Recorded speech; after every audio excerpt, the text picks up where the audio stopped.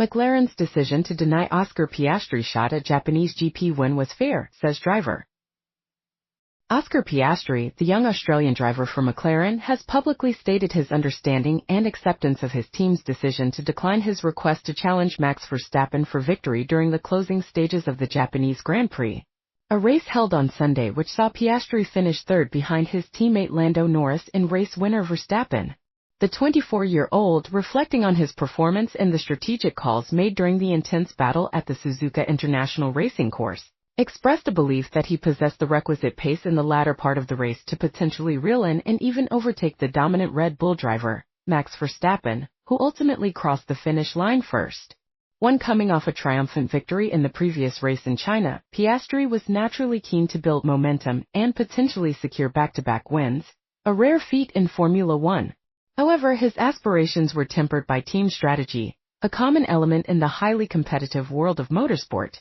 As the laps wound down on his 24th birthday, Piastri found himself contemplating what might have transpired had his team principal acceded to his radio call with approximately 9 laps remaining in the race. At that juncture, Piastri felt he was demonstrably quicker than his teammate Lando Norris, who was running ahead but appeared unable to significantly close the gap to the leading Red Bull.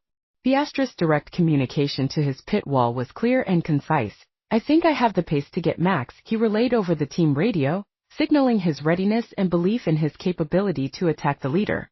Despite this assertion and the perceived pace advantage he held over Norris at that specific moment, the concept of McLaren implementing a driver swap, allowing Piastri to move ahead of Norris to mount a challenge on Verstappen, was evidently not seriously considered or entertained by the McLaren strategists and leadership. The reigning world champion, Max Verstappen, driving with characteristic precision and control, went on to secure the victory, extending his lead in the Drivers' Championship standings. Following the Japanese Grand Prix, Verstappen moved to 61 points, solidifying his position at the top, while Lando Norris sits in second place, 1 point adrift on 60 points. Oscar Piastri occupies third place in the championship standings with 49 points, a respectable start to the season, underscored by strong performances and consistency. Despite the palpable desire to fight for the win, Piastri demonstrated maturity and a clear understanding of the team's perspective in his post-race comments. Known for his composed demeanor and team-oriented approach since joining McLaren, he was not inclined to voice discontent or create unnecessary friction regarding the strategic decision. When questioned about the extent of the discussion or debate within the team about potentially swapping driver positions, Piastri acknowledged the brevity of the exchange. There wasn't much, he admitted, referencing the limited back and forth on the matter. He reiterated his feeling at the time: "I felt if I had track position I could go and get Max," highlighting his confidence in his pace had he been given the opportunity to directly challenge Verstappen.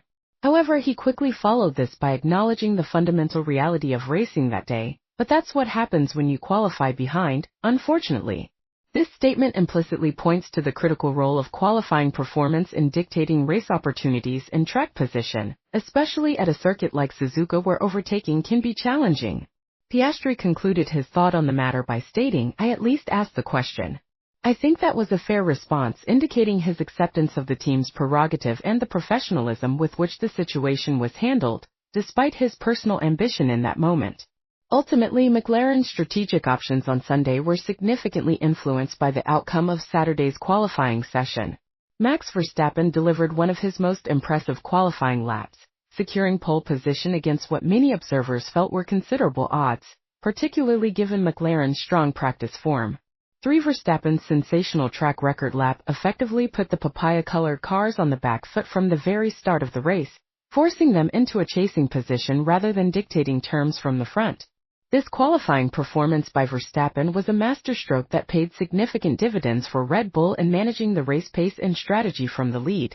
Andrea Stella, the McLaren team principal, addressed the strategic considerations after the race, emphasizing that the overarching interests of the team remain the paramount concern in their decision-making process. Stella underlined the fundamental objective: "We are here first of all to beat the other teams and put McLaren in a very strong position." He elaborated on the philosophy guiding their race management: "When McLaren is in a strong position, then that's the best position for the two drivers to pursue their aspirations." According to Stella, this principle is well understood and fully accepted by both his drivers. He also offered a slightly different perspective on the relative pace of his drivers during that phase of the race, suggesting it wasn't definitively clear that Piastri held a significant, sustained advantage over Norris, noting that Norris had been strategically managing his tires to maintain performance over the longer stints, a crucial factor at a tire-sensitive track like Suzuka.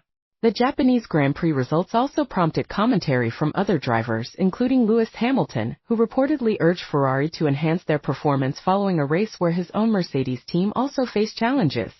While the focus remained heavily on the battle at the front between Verstappen and the McLarens, the midfield dynamics and the relative performances of key competitors like Ferrari and Mercedes were also points of discussion within the paddock and media analysis. Despite the frustration of not being unleashed to fight for the win, Piastri can draw considerable encouragement from his underlying race pace demonstrated throughout the weekend. His performance on Sunday, while yielding third place, underscored the significant strides McLaren has made in Piastri's own capability to run at the sharp end of the grid. As the Formula One calendar moves swiftly to the next events, starting with the Bahrain Grand Prix followed a week later by the Saudi Arabian GP, Piastri is focused on learning from the Suzuka experience and capitalizing on his potential. He candidly admitted that his qualifying performance played a significant role in the outcome of the race, acknowledging that he did not extract the absolute maximum from the car during the crucial Saturday session. "It's obviously not the result I wanted," Piastri stated, referring to missing out on the win, "but I think in terms of the pace and the way I achieved the result, that's what I wanted."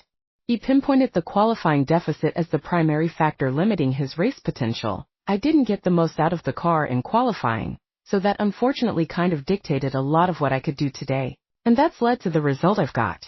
Despite this self-critique regarding qualifying, Piastri maintained a positive outlook, recognizing the strength of his race performance. "There's still a lot of positives to take out of this weekend," he affirmed. "I think the pace was mega." Looking ahead, he understands the key to converting strong pace into better results lies in improving his Saturday performance. "Next time, I just have to make sure I'm in a better position to use it," he concluded, signaling his determination to qualify further up the grid to maximize his opportunities in future races and put himself in a position where challenging for victories becomes a more achievable prospect from the outset. The Japanese Grand Prix served as a valuable lesson for the young Australian, highlighting the intricate balance between individual ambition, team strategy, and the critical importance of every session throughout a race weekend in the pursuit of Formula One success.